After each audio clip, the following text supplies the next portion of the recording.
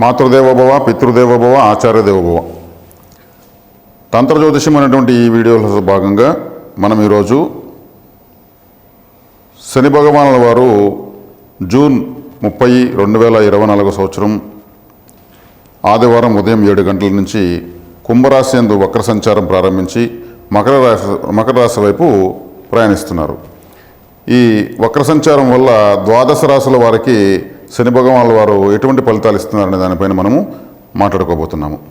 మరి శని భగవానుల వారి గురించి చెప్పాలంటే ఆయన ధర్మదేవత, ఈశ్వర శబ్దంతో పిలువబడే ఏకైక నవగ్రహాలు ఏకైక గ్రహం ఆయనే. ఈశ్వర శబ్దంతో పిలిచే దేవతలు 5 మందే. 5 మందిలో ఈశ్వరుడు, విఘ్నేశ్వరుడు, సుబ్రహ్మణ్యేశ్వరుడు, వెంకటేశ్వరుడు, తర్వాత శనీశ్వరుడు మాత్రమే. వీళ్ళు 5 మందే లయకారకులు, చాలా శక్తివంతమైన దేవతలు. వీళ్ళకి అధికారాలు ఎక్కువ ఉంటాయన్నమాట. కాబట్టి నవగ్రహాలు ఏకైక ఈశ్వరుడు శనీశ్వరుడు.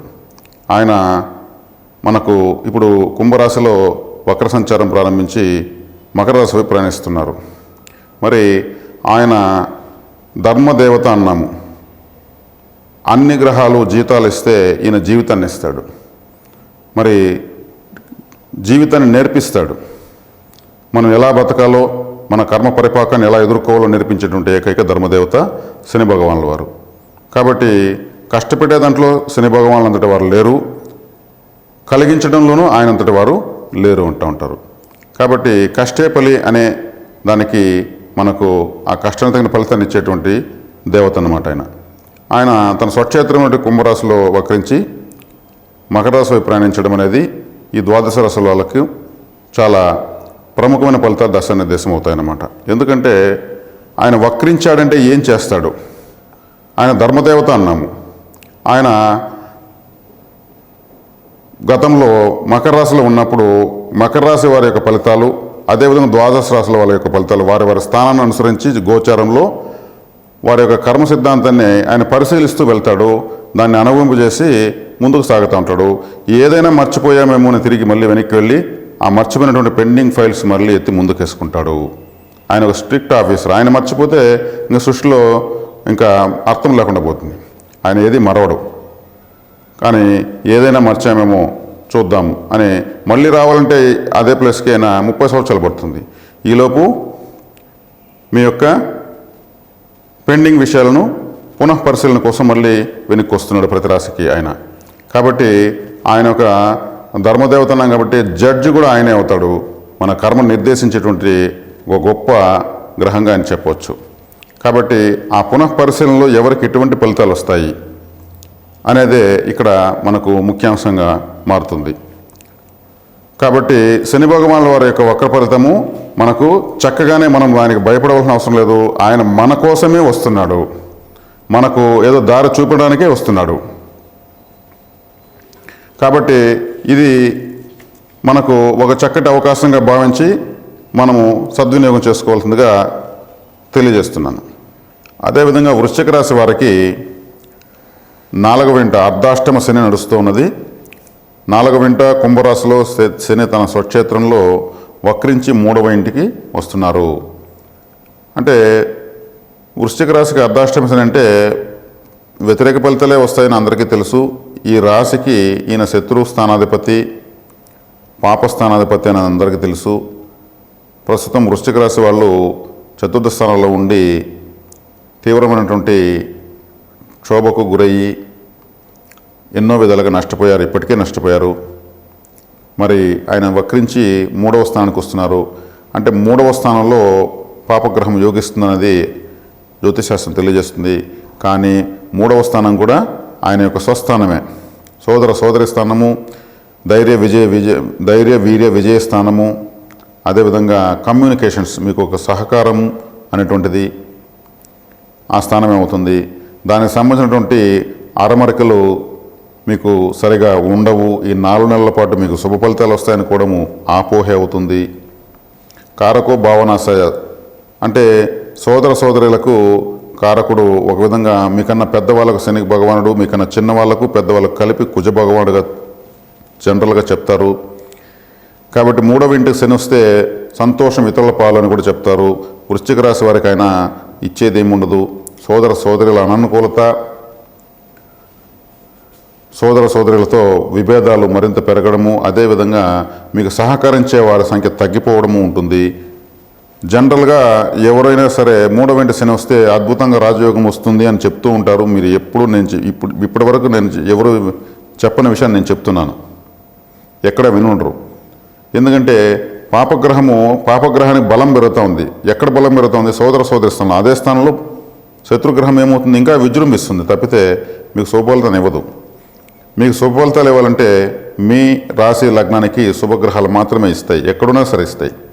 కావున నేను చెప్పినటువంటి కారకత్వాల్లో మీరు జాగ్రత్త వహించాల్సిందిగా చెబుతున్నాను. 4 నెలల పాటు మీరు ఓర్పు వహిస్తే సరిపోతుంది. మీ సోదర సోదరులతో పెండింగ్లో ఉన్నటువంటి విషయాలు ఏవైనా కావచ్చు, డాక్యుమెంట్స్, ఆస్తిపాస్తులు, లేదా ఇంకేదన్నా మీకు కుటుంబ వ్యవహారాలు పెండింగ్లో ఉంటే అవి మళ్ళీ మీ ముందుకు వచ్చేదానికి అవకాశం ఉంది. 4 నెలల పాటు ఓర్పు వహించవలసిందిగా, చెప్పిన పరిహారాలు పాటించుకోవాల్సిందిగా తెలియజేస్తున్నాను. చక్కగా ఆచరించుకుంటున్నానని మనవి. శని భగవానుల వారు ఆయన మనకు అనుగ్రహించాలంటే పరిహారాల వైపు పరుగులు తీస్తూ ఉంటారు ప్రపంచమంతా. మరి తైలాభిషేకాలకు, మరి ఇంకెక్కడో గొప్ప గొప్ప శని భగవాన్ యొక్క క్షేత్రాలకు వెళ్ళి దర్శించుకొని ఆరాధించి చేస్తూ ఉంటారు. ఆయన ఎన్నో బాధలు చెప్పుకుంటూనే ఉంటారు. ఆయన తైలాభిషేకాలకు, నమస్కారాలకు, ఇంకా దేనికైనా లొంగడు, ఖచ్చితంగా లొంగడు. మనము ఆశ కొద్దీ మనం చేస్తూ ఉంటాము. ఆయన లొంగేది ఒక క్రమశిక్షణకు, నియమ నిబద్ధతలకు, బాధ్యతలకు గలవారికి, అదేవిధంగా తల్లిదండ్రుల యొక్క సేవ, గురువుల సేవ చేసేవారికి మాత్రమే ఆయన లొంగుతాడు. మరి మనకు అవన్నీ వాటితో పాటు ఇంకొన్ని పరిహారాలు ఆయన ఏ పరిహారానికి ఆయన మనకు అనుగ్రహిస్తాడంటే, శని భగవానునికి సంబంధించినటువంటి తత్సంబంధమైనటువంటి జీవకారకులు కొంతమంది ఉంటారు. వాళ్ళు ఎవరంటే, చెప్పులు కుట్టేవాళ్ళు శనిగ్రహ స్వరూపమే, పడవ నడిపేవాళ్ళు శనిగ్రహ స్వరూపమే, పడవ తయారు చేసేటువంటి వాళ్ళు శనిగ్రహ స్వరూపమే. అదేవిధంగా మనకు మున్సిపల్ కార్మికులు వాళ్ళు ఊడుస్తూ ఉంటారు. ఆయన యొక్క ఆయుధము చీపురు కట్ట. ఆ చీపురు పట్టారంటే ఆయన యొక్క అనుగ్రహంతోనే వాళ్ళు ఆ వృత్తిలో ఉంటారు. మరి శుభ్రత అనేదానికి ఆయనే కారకుడు. అందుకే ఆయన మన జీవితంలో ఊడుస్తాడు కాబట్టి ఆ చీపురుతో మనము బాధలకు గురవుతాము. ఆ చీపురు పట్టిన వాళ్ళందరూ కూడా శనిగ్రహ స్వరూపంగానే మనం భావించి వారికి మనం సేవ చేయొచ్చు. ప్రతి రాశి వాళ్ళు, 12 రాశుల వాళ్ళు కూడా నేను చెబుతున్నటువంటి చెప్పులు కుట్టేటువంటి వాళ్ళకు మనము నీళ్లు, ఏదైనా ఫుడ్ దానం ఇవ్వడం వల్ల శనిగ్రహము అనుగ్రహిస్తుంది. అదేవిధంగా ఈ చీపురు పట్టి ఎప్పుడు శుభ్రత చేస్తున్న వాళ్ళందరూ కూడా శని భగవానులే. వాళ్ళు కానీ ఒక వారం రోజులు 10 రోజులు కానీ వాళ్ళ పని ఆపారంటే అప్పుడు తెలుస్తుంది శని భగవానుల యొక్క విశ్వరూపం. తర్వాత ఆలయంలో కూడా శుభ్రత చేసేదానికి మీరు పరిహారంగా శనిగ్రహ అనుగ్రహం కోసం టాయిలెట్ క్లీనర్సు, ఫ్లోర్ క్లీనర్సు, చీపులు దానంగా ఇవ్వచ్చు. ఇది 12 రాసుల వాళ్ళు ఇవి చేయొచ్చు. మీకు అందుబాటులో పడవలు నడిపేవాళ్ళు, చేపలు పట్టేవాళ్ళు, చేపలను కత్తిరించి అమ్ముకునేవాళ్ళు, వాళ్ళందరికీ కూడా మీరు శుభ్రంగా మీరు మంచినీటిని, ఆహారాన్ని ఇవ్వచ్చు. శనిగ్రహం తక్షణం అనుగ్రహిస్తుంది. సముద్రంలో చేపలు పట్టే వాళ్లకు చుట్టూ నీళ్ళే ఉంటాయి, తాగడానికి నీళ్ళు ఉండవు. ఇదే విచిత్రం. వాళ్ళకు మీరు వాటర్ ఇస్తే ఆ నడి సముద్రంలో కూడా వాళ్ళు తాగి దాహం తీర్చుకుంటే, అంటే సముద్రం అంటే చంద్రుడు, మరి మీరు ఇస్తున్న నీళ్ళు శుద్ధ జలం. ఈ నీళ్లు తాగడం వల్ల చంద్రగ్రహం కూడా యాక్టివేట్ అవుతుంది. మీరు ఇచ్చిన ఫుడ్ తీసుకోవడం వల్ల రాహుగ్రహం కూడా యాక్టివేట్ అవుతుంది. రాహువత్ శనివత్ రాహు అంటే రాహు శనిలాగా పనిచేస్తాడు. కాబట్టి పరిహారాలు తీసుకుంటే ఇవి మీకు శని వక్రించున్నప్పుడు,